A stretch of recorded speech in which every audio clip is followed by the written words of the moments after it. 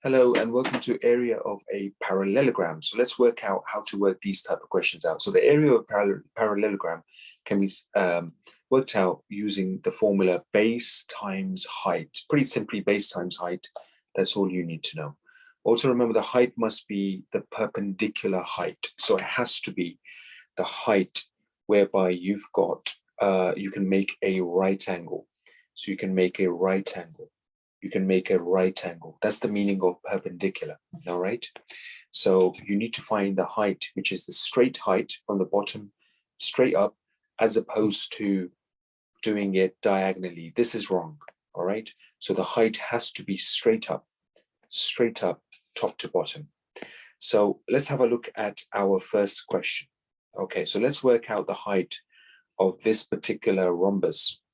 So in total, we've got squares here. So we're going to use these squares as our actual measuring guide in this case.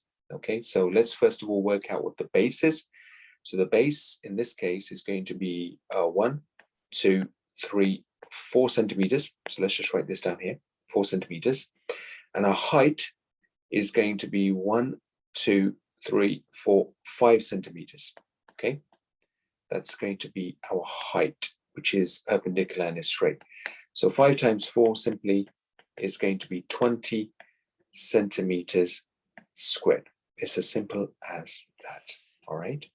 So base times the height gives you the area of a parallelogram, all right? So good luck with the rest of the questions. And we'll follow these up in our next class. Thank you.